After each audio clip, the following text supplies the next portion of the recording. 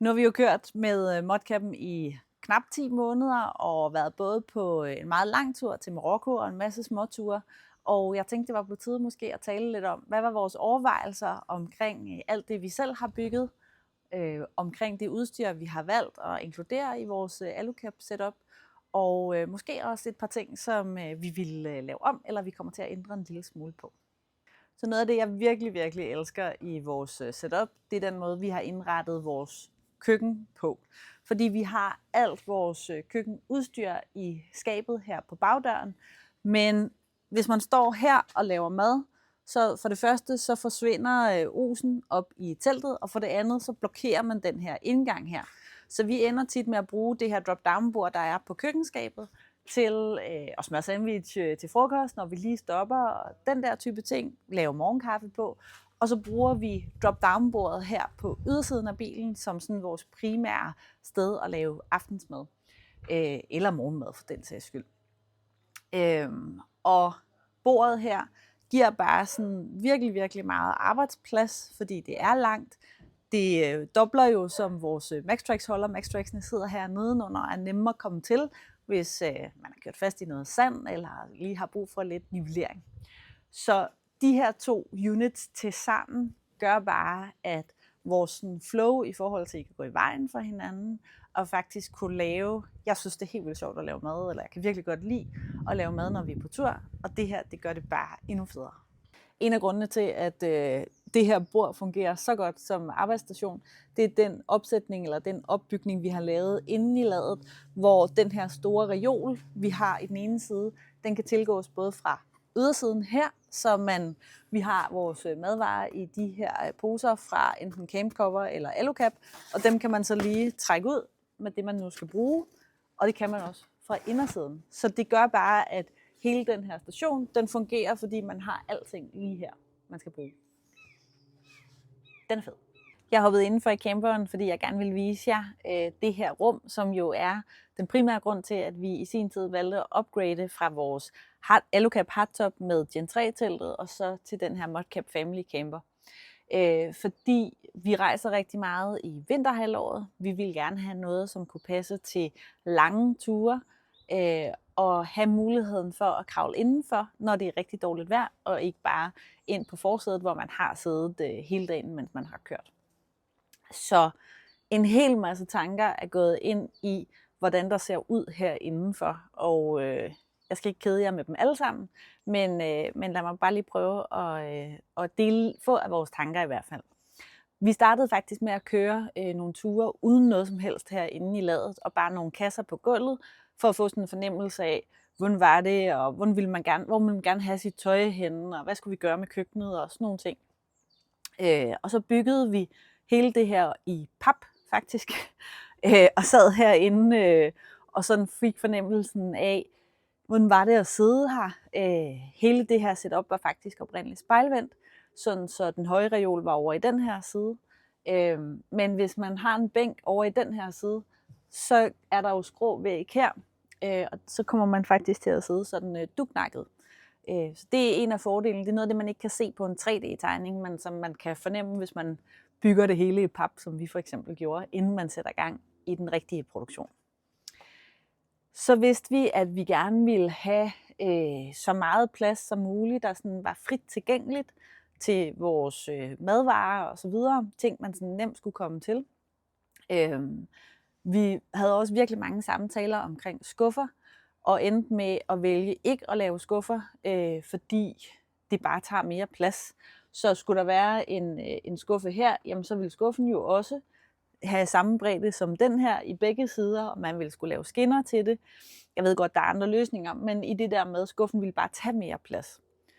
Plus, vi tester jo rigtig meget udstyr i vores setup, så vores setup har sådan en tendens til at forandre sig en lille smule. Så det var også vigtigt, det var noget, der var fleksibelt.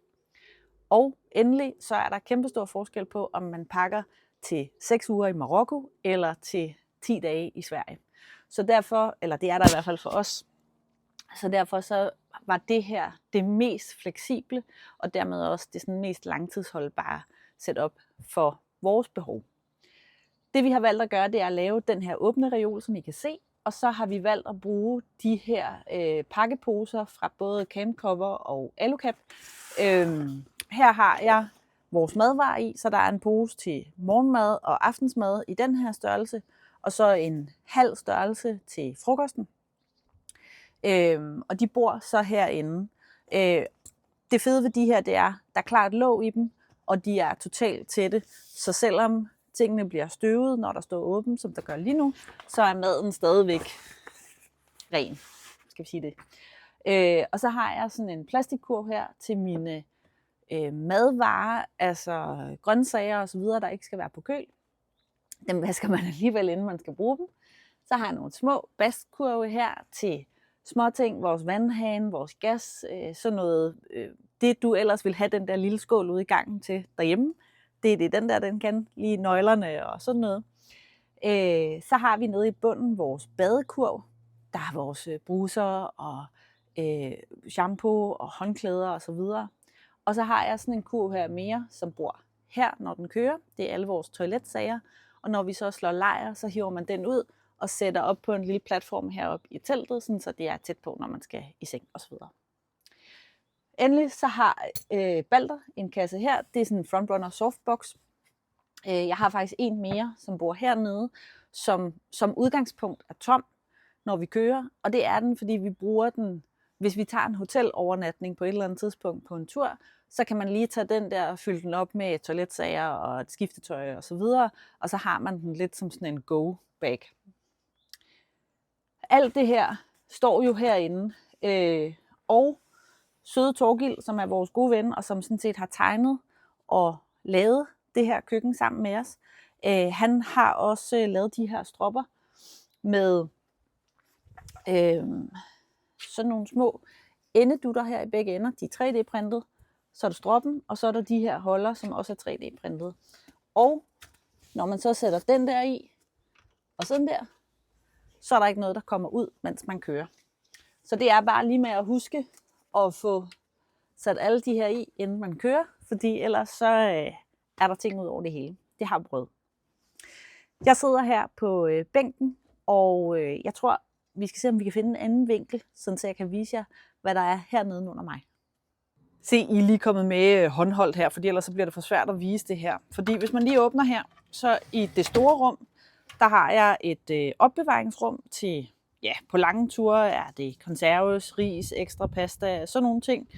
De vigtige ting som rom og gin selvfølgelig. På kortere ture kunne det være her, jeg havde mit lammeskin eller sådan noget i den stil.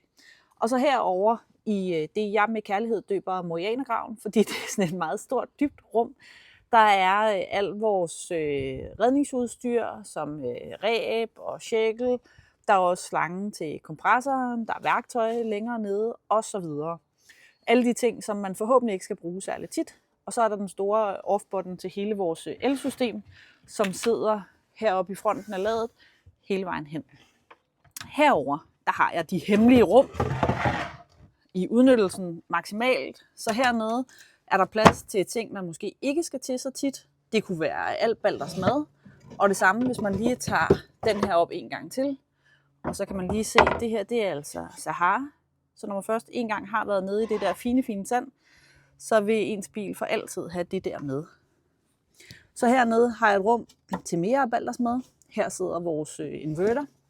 Og så sidder hele vores elsystem herinde, så man faktisk så nogenlunde kan komme til det. Det er jeg ikke sikker på, at Kasper han synes, at det er nogenlunde. Men man kan komme til det. Så har vi heroppe i fronten, der ligger vores 2 stole og et bord, er der plads til her. Vi har vores markiseside og vores godter til vores markise. Og så har jeg en pose med gas der. Som sidste step i vores gennemgang af, hvordan vi har indrettet ladet her, har vi jo den her reol. Det er modsatte side af køkkenreolen, som I så tidligere. Og her har vi en stor del af vores tøj. Det er typisk, hvad kan man sige, store items, så striktrøjer, overtøj, sådan nogle ting, der bor her. Og så har vi bruger jo ikke de fulde 240, som family-teltet egentlig kan være, når begge klapper er klappet ned. Så den ene klap har jeg faktisk fjernet madrassen på. Og så har jeg på nogle alubox pakkeposer syet velcro i bunden, så de faktisk kan klistre fast i det tæppe, som er på klappen. Og det betyder, at vi kan have størstedelen af vores tøj, t-shirts, bukser, undertøj osv. oppe, hvor vi sover, så det faktisk er nemt at lige skifte tøj om morgenen eller om aftenen. Kæmpe game changer i forhold til at kunne have så meget med, som vi har med, når vi er på længere ture. I den sidste del her af reolen, der er der 2 små rum. Den øverste er vores ladestation. Inde bagved, der sidder der USB-C-stik og USB-stik. Og det er et super godt sted, det der med lige at kunne putte ting ind til at lade, mens vi kører, eller til at lade hen over natten. Vi har relativt meget strøm i det her setup. Så det er super nemt at have sådan et dedikeret sted, så det ikke ligger alle mulige steder eller inden foran i bilen. Og nedenunder ligger der en trakt til at fylde vores, vi har en 50 liters vandtank til at sidde her. Den fylder vi med en trakt, enten med en slange, hvis vi er i Skandinavien, eller med flaskevand, hvis vi er et sted, hvor man ikke har lyst til at drikke vandet fra hanen. Og så har jeg en lille kost til at lægge dernede på gulvet. Den bruger vi overraskende meget til lige at feje gulvet af, eller feje hylderne, hvis det bliver super støvet, så man kan holde bare sådan en lille smule rent, når man er på tur. Se herinde, hvor bagsæderne egentlig vil være, der har vi bygget en adskillelse, sådan så Balder er på den anden side af den her, og han sådan set er i et bur, der overholder regler, når man kører igennem både Tyskland og Sverige eller andre steder, hvor der er nogle meget specifikke regler omkring hunde og buer. Her står vores Iceco køleskab. Det er en 45 liters, som både kan være køl og frys. Og den fede ting ved den her, det er, at den åbner i begge sider. Og det betyder, at når man kører, så kan både chaufføren og passageren kan faktisk nå over og tage en kold cola eller noget andet, der sådan ligger heroppe i fronten af køleskabet. Og derfor så er der også lige sådan en lille plastikbakke her, de der colaer, der bor, så de ikke triller nogen steder hen, så man altid kan nå dem. Virkelig, virkelig fed game changer i forhold til lige at kunne smøre en sandwich eller lignende, mens man kører. Når vi nogle gange kører de der meget lange strækninger, så er det meget fedt ikke at skulle stoppe. Heroppe på den øverste del af den her, der kan man tilgå den fra den her side af. Og der har jeg 2 aluboksposer. Det er vores snackposer. Den her, den bor faktisk her fremme, så man kan trække den ud her. Der sidder en lille stik her foran, så den ikke kommer ud af sig selv. Men man kan trække den ud. Og så har jeg en hylde her, som jeg typisk bruger til at oplade min drone eller iPad eller lidt større ting, som ikke kan være på opladehylden inde i ladet. Så lad os lige smutte over på den anden side og se. Fordi herovre bor Balder selvfølgelig. Og som man måske kan se, så er udover reolen er i den her side, så er der faktisk et lille nussehul her. Sådan så når man kører, så kan man stadig godt lige give en godbid og lige blive kløet bag ved ørerne. Så har vi en relativt stor førstehjælpskasse her. Det er både Balders førstehjælp og vores. Vi har et stort førstehjælpskit og et hundekit. Og så har jeg en kasse her, og det her godbidder der, hvis I skulle være i tvivl.